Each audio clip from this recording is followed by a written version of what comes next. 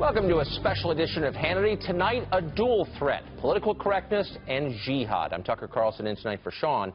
This hour, we'll take a look at how you, the American people, are being put in grave danger because some politicians continue to lie about the threat we face from Islamic terror abroad. President Obama has severely underestimated ISIS by calling it the JV team in a 2014 interview. He also said the terror group was, quote, contained. He said that just hours before the Paris terrorist attacks. And just yesterday, the president admitted he was slow to reassure the public over growing concerns of terror threats to this country. Earlier today at his year-end press conference, the president said this about ISIS. Watch.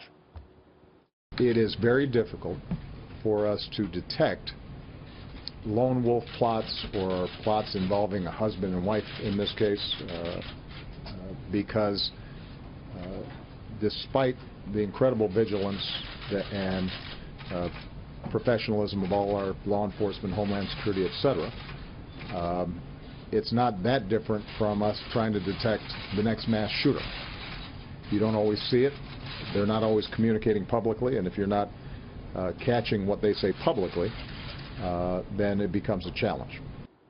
With reaction, senior fellow with the London Center for Policy Research, Lieutenant Colonel Tony Shaffer, Fox News military analyst Colonel David Hunt, and General Bob Scales. Welcome all to you both. Colonel Shaffer, I want to start with you. Sure. The president is saying it's very difficult to detect these attacks and therefore to prevent them. That sounds almost like a preemptive excuse. Well, it's impossible to detect if you don't look where you're supposed to look, and that's what we have here.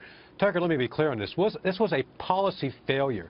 These terrorists, and to include others in ISIS, are telegraphing all the time via social media, via their own unencoded communications, what their intentions are. This couple in San Bernardino left nothing in doubt about what the intentions are. It was the DHS policy, and before that the State Department policy, which prohibited. It didn't just kind of hint that you shouldn't. It prohibited our officers, our intelligence officers, our law enforcement officers looking where they're supposed to. Yeah. And this policy still exists. I talked to undercover officers in 2 metropolitan cities on the Eastern Seaboard, and they even can't look at jihadi websites or Islamic websites because it may be, quote unquote, a violation of privacy. It's totally insane. It's almost unbelievable. General Scales, there was a pretty remarkable story today from Foreign Policy magazine. Did an interview with Chuck Hagel, Senator Hagel, the former Secretary of Defense. He's the 3rd Secretary of Defense in a row, Leon Panetta, Bob Gates before him, to complain about political interference from the White House while he was in that job. I'm quoting now. He said, meetings at the White House were, quote, not productive. We kept deferring the tough decisions. You really get a sense that these guys at the White House have no idea what they're doing. And here we have another Secretary of Defense confirming that. That's 3 in a row, Tucker. Yeah, I've talked to several senior uniformed friends of mine in the Pentagon, and they all tell me the same thing. They say there's this buffer between sound military advice and what the president hears. The president turns to his inner circle in the National Security Council and on the White House staff to find out what the situation is and how to respond to it. But, we have a saying, old saying in the Army, it's called ground truth. When you strip out the politics and you strip out the hope, what you're left with is ground truth. And unfortunately, ground truth in this case, as it relates to ISIS, particularly ISIS in the Middle East, never seems to make it up to his level. That's why in his Pentagon press conference last week, he looked so stunned, because he just heard the Joint Chiefs of Staff tell him the truth, and it wasn't the truth that he'd heard from Susan Rice. So, Colonel Hunt, I mean, this has got to make uniformed military commanders very nervous. There's always the assumption that the people at the top kind of know what they're doing. There's a plan. They've thought this through. When someone like Chuck Hagel comes out and pulls back the curtain and reveals there really is no plan, they don't know what they're doing, where does that leave the men leading our armed forces? Look, the guilty parties here are both in uniform and out. Since 9/11, we have not been fighting this as a total war. Less than 1% of the American people are in uniform. The American public has no skin in the game, and yet now we got 50% who want us back on the ground in Syria.